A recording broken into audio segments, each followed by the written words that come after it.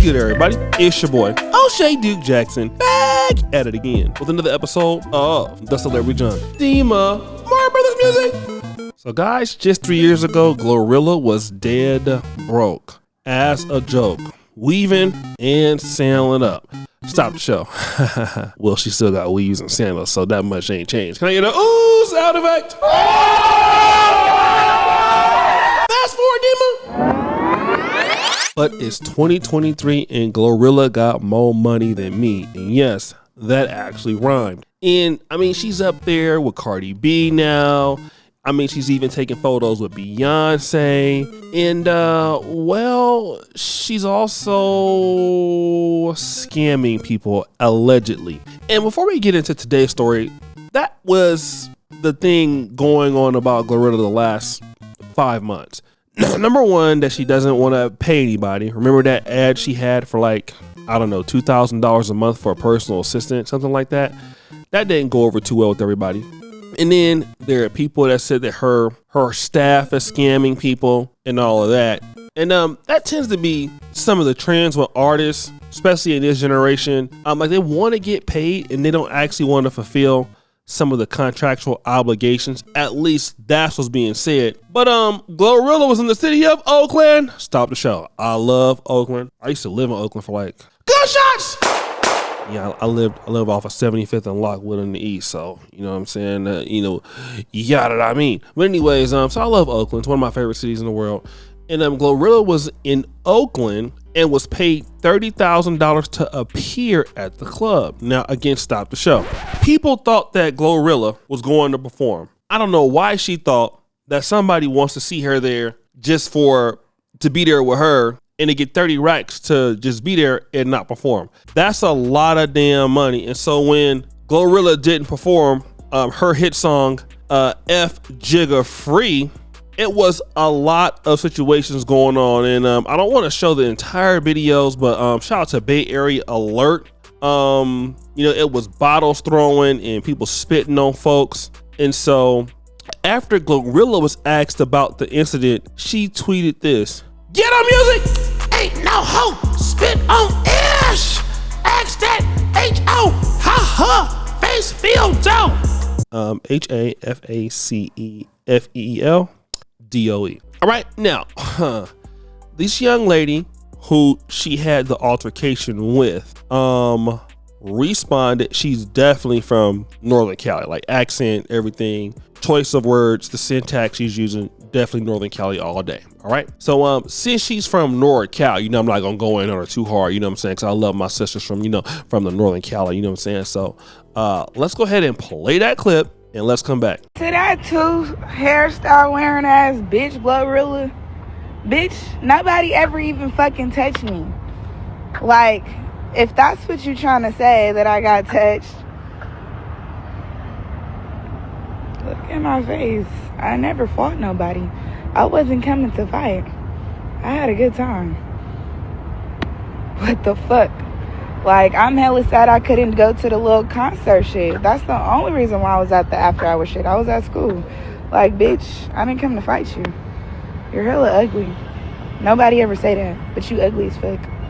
All right, guys, so you see what the situation is with this. And again, the young lady, like I said, I like him from the O, you know what I mean? And I'm from Sac, so this is common.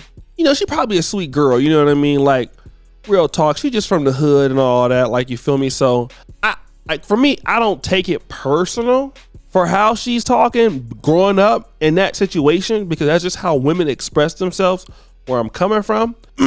But I do gotta, be real. And I know that you had some sisters out there, mad at my Detroit video. I believe Michi X made a video about that. I didn't listen to it, but I will. And we gotta be real that it's a lot of ladies out here that are talking like Glorilla and talking like this young lady here on the video, which, like I said, I understand her and all that, right? But the issue is, this is what I'm trying to tread lightly today, y'all. This is what some of the sisters are showing their brothers out there as to what they got to offer. So what happens with young ladies like this when, some dudes ain't gonna want to put up with Because if you talking like this, then you gonna talk to a man like that. That's almost obvious.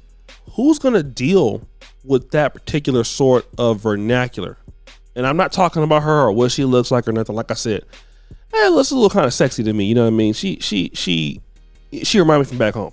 But what guy is going to put up with that? And then when you talk about protecting black women, it's a hard thing to sell to a lot of black men. You know, it's like, okay, wait a minute. You want me to protect somebody talking like Glorilla or talking like this? And again, I see the value in protecting all women in the black community. I know a lot of brothers don't like me saying that. That's the reason why I donated to the New Era Detroit brothers. But it's a hard pill to swallow, to be real. And one of the things that is a turnoff to the black men is not only how black women talk to black men. We get that. What is disturbing is how a lot of the black women talk to each other. That's something that it's a really big turnoff to hear. And this is, I mean, I'm in the manosphere, you know, so like are in that content space. But it's a little disheartening to hear these young women talk to each other like that and then turn around at the same time, and then you want, you know, a brother to respect you and whatnot.